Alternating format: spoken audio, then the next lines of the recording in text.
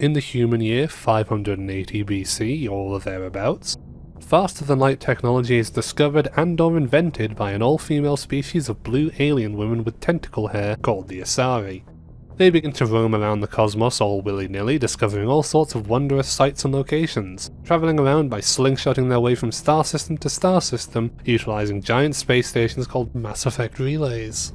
These relays create an interconnected interplanetary motorway system that allows one to travel betwixt the stars of the Milky Way galaxy and land on and explore planets.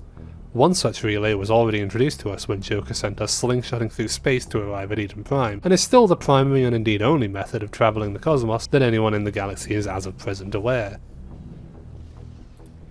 In their jovial japes and jaunts around the galaxy, the Asari soon discover an even bigger giant space station that can't fling ships around the galaxy, but is instead a static, gigantic, and if I may be quite frank, beautifully designed thing that is just hovering around up in space. Like Rome, all relays seem to lead here, and thus the Asari decide to explore further. Fast forward 60 or so human years, and a race of lizard people who look like Paul from the movie Paul arrive at the space station, now named the Citadel by its constituent Asari populace, and formal diplomatic relations between the two species are formed. The two alien races shortly thereafter get to work forming the Grand Citadel Council to preside over their allied efforts to explore and colonize space. While the peace is somewhat rocky with a few diplomatic incidents hither and thither, they ultimately get along quite well with scientific pursuits, the study of biotics, and the desire to explore driving them. There's just one question though. Who made the Citadel? And the relays for that matter? The Asari didn't make it, and, well, these new Solarians certainly didn't help make it either. In approximately the human year 68,000 BC, faster-than-light technology is discovered and or invented by a powerful and mysterious warrior race called the Protheans.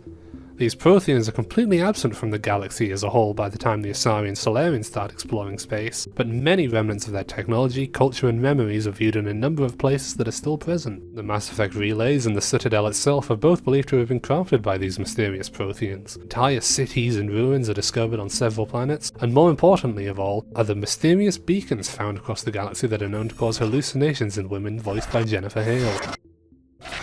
In the human year 300 BC, give or take, a species of suited and booted asthmatic space dwarves rock up at the Citadel, introducing themselves as the Volus. There are now three flavours of alien present aboard the Citadel at this time. With scientific pursuits well underway and a baseline government established, it's time to get down to business.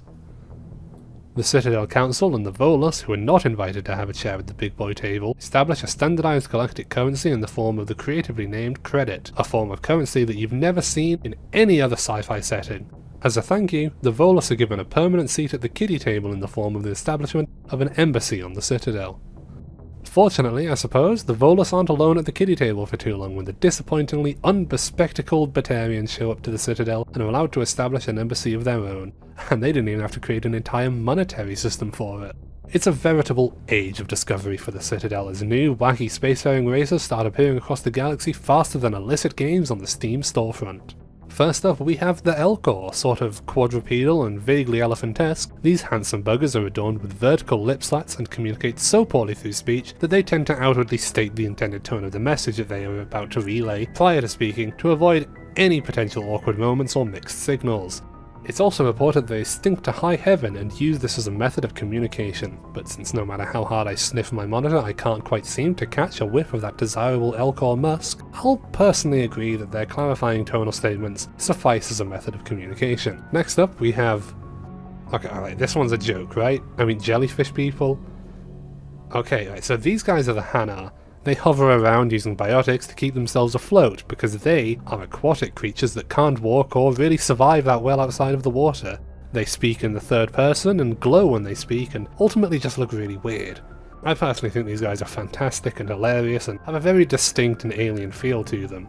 They look awesome, but and good golly, the internet cannot be trusted with such a potentacled beast that we shall swiftly move on. The Quarians. The most humanoid looking species on the Citadel. Prior to the humans, of course, the Quarians are oft described as beautiful and pale creatures with an affinity and high degree of knowledge in regards to engineering and computing challenges. Their homeworld is so beautiful and serene that the Quarians were unfortunately blessed with a pretty poor immune system that makes it so they're safest wearing specialised hazmat suits when interacting with other species.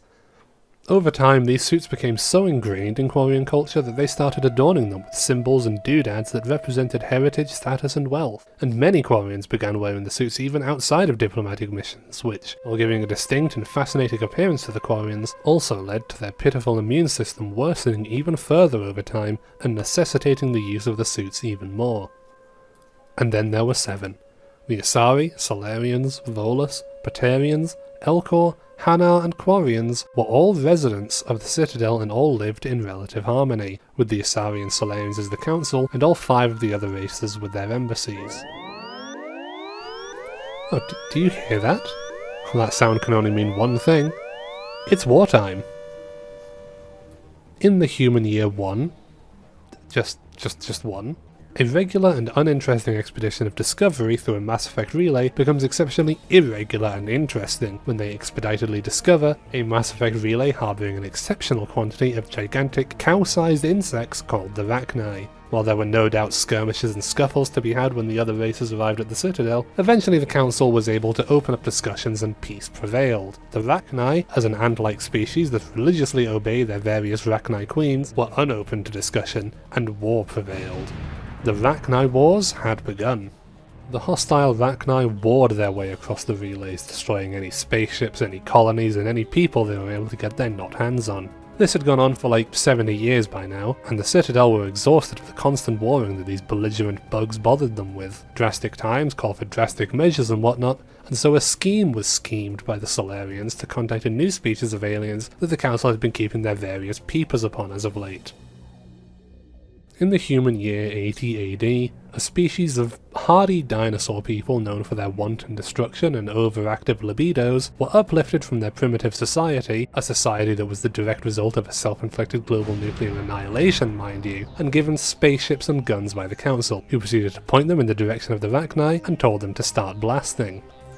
And blast they did, as over the next 200 or so years these Krogans systematically made their way across the galaxy, landing down on planets and gunning their way into the nests before eradicating the Rachni Queen and any and all eggs. This cycle continued over and over and over until the human year 300 AD, where the Rachni were declared extinct by the Council, and the Krogan were given a brand spanking new homeworld with 100% less nuclear winter.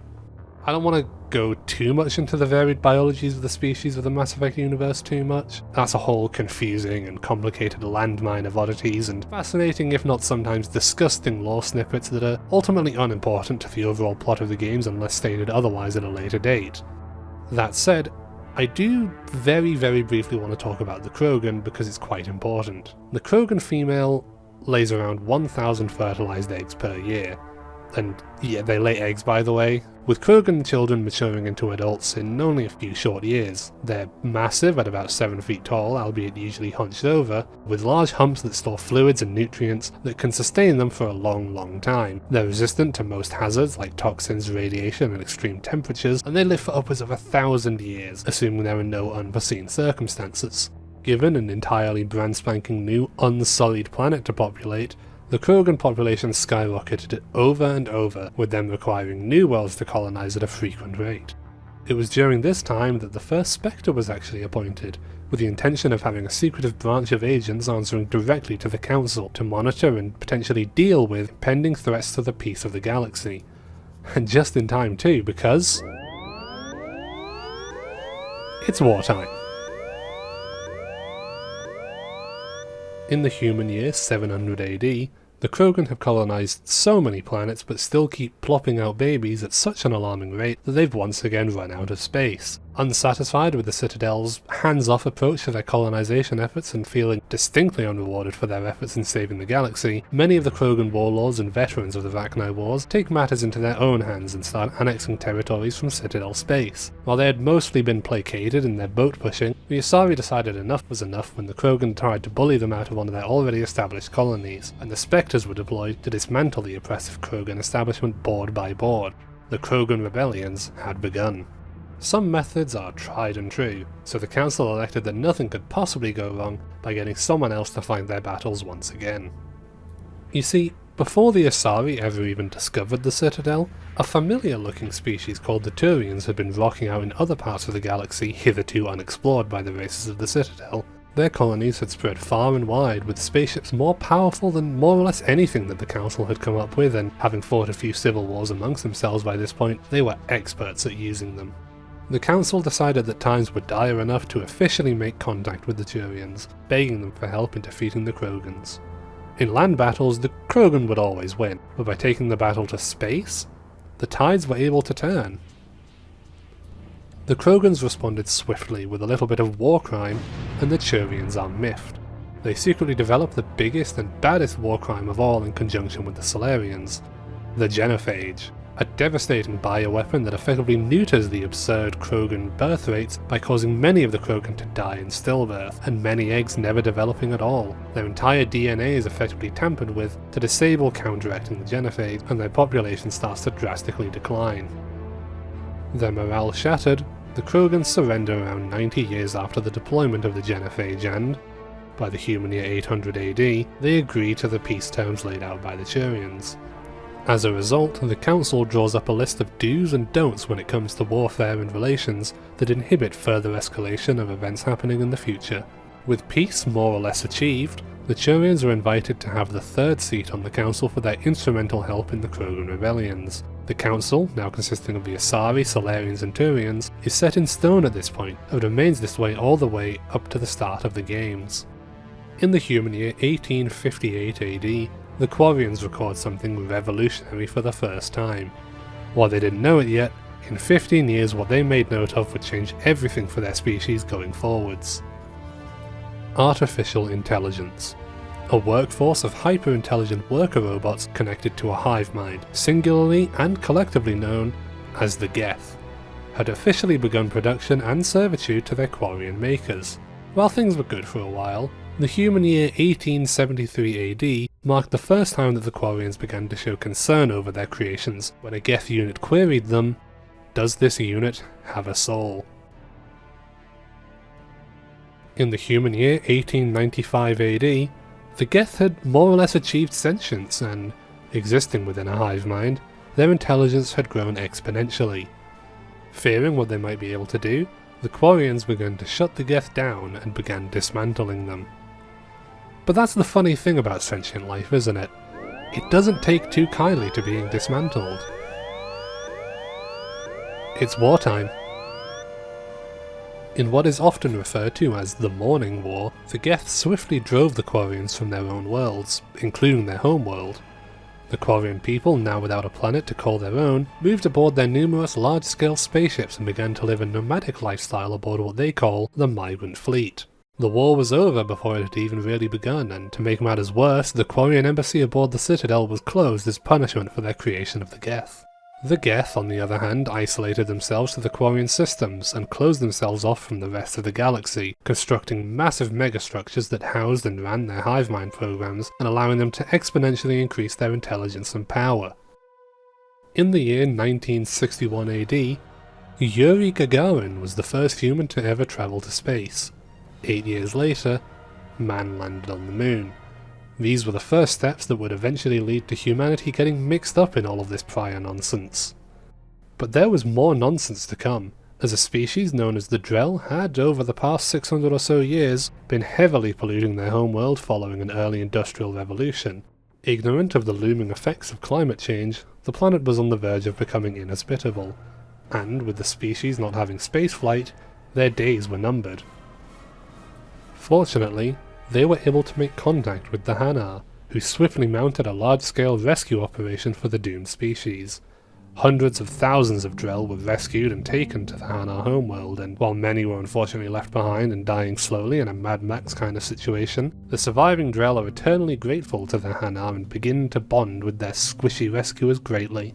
In the human year 2149 AD, humanity discovers a Mass Effect relay orbiting the Sun. Quickly they begin to settle nearby systems ignorant of the goings-ons of the other people out in space with them. One planet they colonized was, incidentally, Eden Prime. A thing you may or may not know about us humans is that we just can't quite seem to get along with our neighbours. In the name of exploration, a group of humans attempt to activate an inactive relay.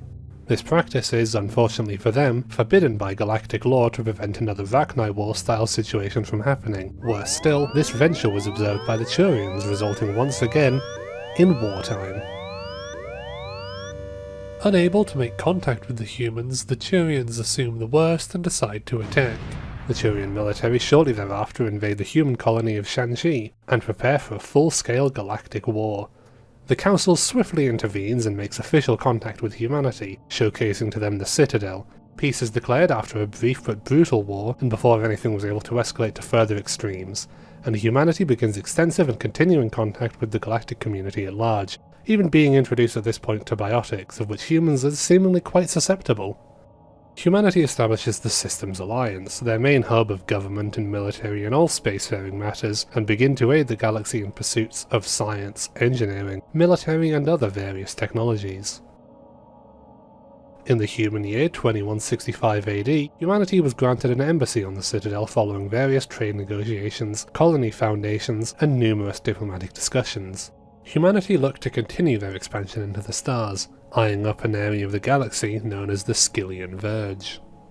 In the human year 2171 AD, Batarians expressed the desire to further their pre-established interests in the area, as they had already begun to colonize this region. Having been subsequently denied support in their endeavours from the Council, the Batarians went off in a huff and closed their embassies on the Citadel and isolated themselves immediately. As humanity's endeavours into the Skyllian Verge came to fruition, a large-scale assault from the Batarians was launched on a colony known as Elysium. The attack is repelled, but alas, it's nonetheless wartime. 2 years later, the Alliance launches major offensives on a large moon that served as a major hub of criminal activity among the Batarians. Having mostly relied on hired help from pirates and ruffians, the Batarian threat against humanity was halted shortly thereafter. Peace prevailed once more. The Batarians remained isolated from the galactic community, and finally, for real this time, in the human year 2183 AD, Commander Shepard of humanity's Systems Alliance is sent to the colony of Eden Prime to investigate a mysterious Prothean beacon, resulting in the death of the Turian Spectre Nihilus at the hands of a seemingly rogue Spectre named Saren, before she returned to the Citadel to pursue further information on the matter and expose Saren's crimes to the galaxy.